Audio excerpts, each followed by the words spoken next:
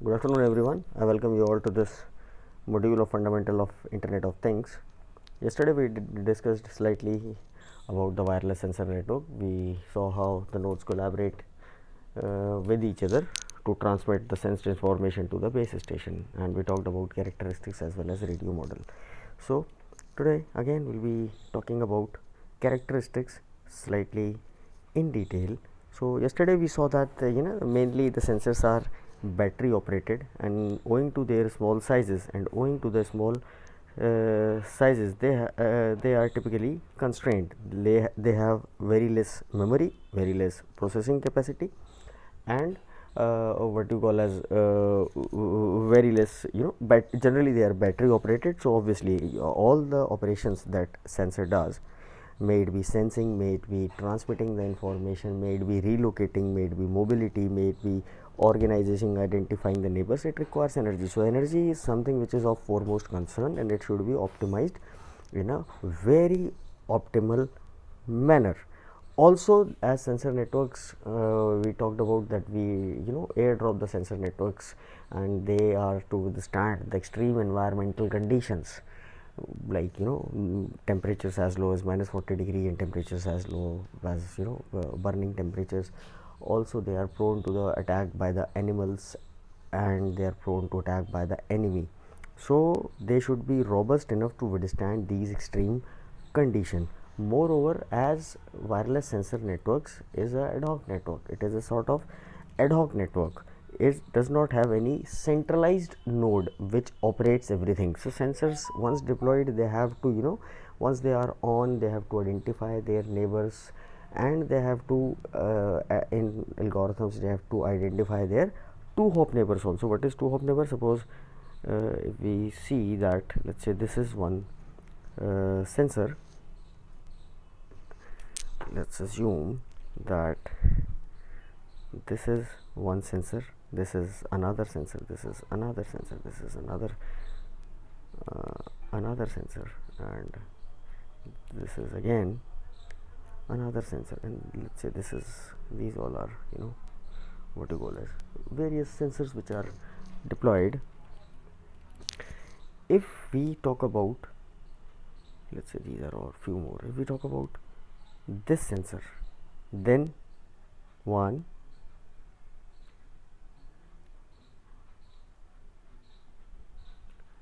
then 1, 2, 3, 4. These 4 sensors are its first hop neighbors. What do we call them?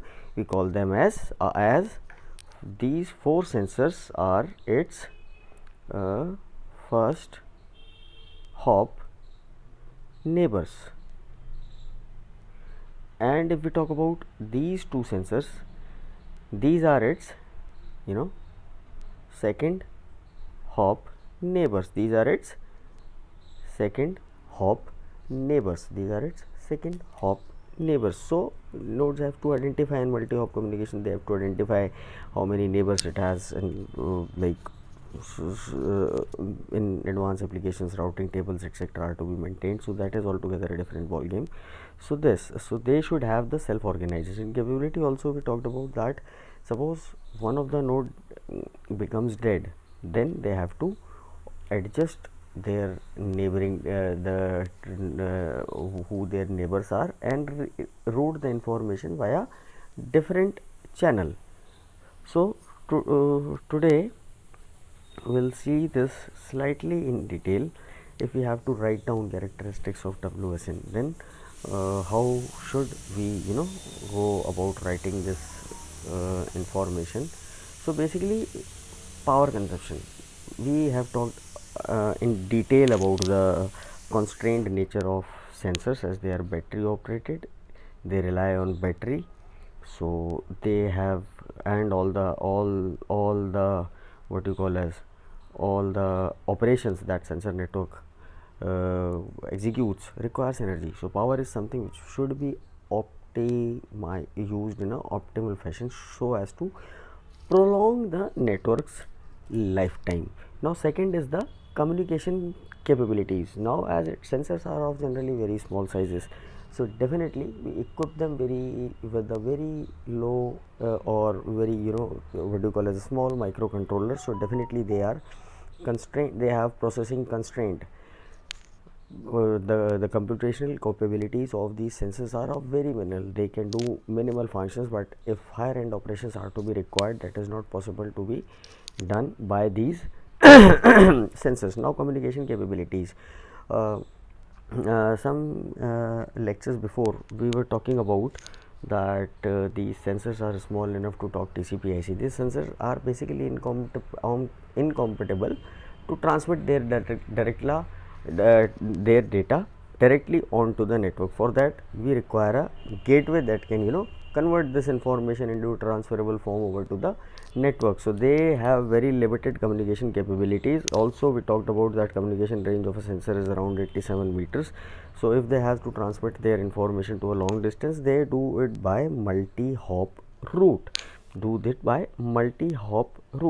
Now scalability is actually one very important topic. What do you mean by something scalable? Scalable is basically a ability of any network or any system to align itself with another system, or ability of a system to incorporate more number of subsets, or in our scenario more number of nodes, more number of roads, and adjusting itself accordingly. Suppose we talked about a forest fire kind of a scenario. Assume that today today a sensor network is deployed. Today a sensor network of, let's say, uh, this is our small sensor network which might be deployed tomorrow. It might, and this is some another sensor network which might be deployed tomorrow, with funds coming in and all, and the requirement being generated.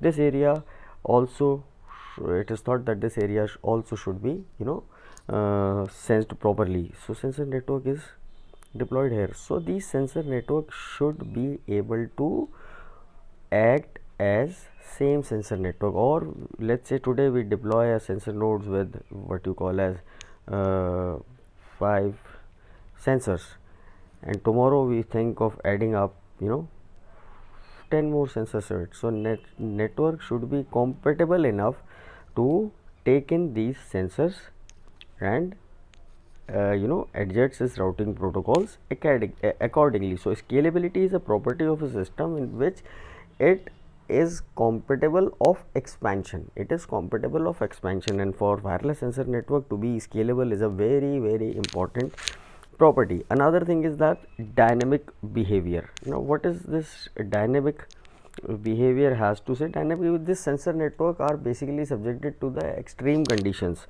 Environments keep on changing, then the communication what do you call as communication channel keeps on changing. uh, we all know that wireless communication is actually very much constrained by the environmental hazards. As one thing you all might be observed that in the extreme rainy conditions, our DTH signal from the satellite goes on. Same ways, in extreme conditions, wireless networks also they face a lot of flickering and humming and all. And these, are we talking about the cellular networks? It is very well established and working on a latest technology and all. But on the other hand, we are talking about the wireless sensors, who are small with little processing capabilities, communication capabilities, and all. So they are also subjected to what do you call as extreme conditions, and what you call as surroundings continuously change. Another thing is that suppose yesterday we talked about, these are, let's say, some sensors. So this node has to transmit information to this node. It will take this route. Suppose this node exhausts their energy and dead, so it will have to transmit the information via this route. This is also dynamic as the network topology keeps on changing. keeps on changing. Now you someone and you might ask that एकदम से network topology कैसे change हो जाएगी, मतलब कुछ तो life time होगा. Now suppose इसकी एनर्जी ख़राब नहीं होती है, it is damaged by some animal in the forest, then what? Getting my point? So these are the kind of changes which sensor network has to withstand. So these nodes must be smart enough to reconfigure themselves, which we talked about self configuration. Also they should be capable of adjusting themselves, self healing, which we talked about yesterday, and it is actually a what you call as a challenging research topic. Self organization, I guess I have covered. Now multi hop communication. If the sensor node has to transmit its information, it has to transmit this information via multi hop route. But on the other hand, if we talk of normal ad hoc networks, if we talk of a normal ad hoc, or in that case wired network, all these things are done via what you call a tradition hubs and routers. So but as there is no centralized backbone in the wireless sensor network, and sensor is supposed to operate automatically, so these sensor networks, these sensor nodes in the network should be capable of what you call as transmitting, should be capable of receiving, also they should be capable of acting as a router. That means these two nodes are acting as a router. The information passed on by this node is passed on to this node. The information passed down to this node is finally passed on to this node. This information is not for their use, they are just acting as a intermediate nodes. These two nodes for this communication are acting as a intermediate nodes, passing on the information ahead which does not belong to them. So in a way they are acting as a router. So these are the what you call as characteristics of wireless sensor network. So whenever you present your idea on a answer sheet or a manuscript, you should be very careful, as in this examination we observed that the writing is very vague. Some of you have actually copied the notes provided to you, and other they have written whatever they thought of. So I guess this should be all for this lecture. Thank you.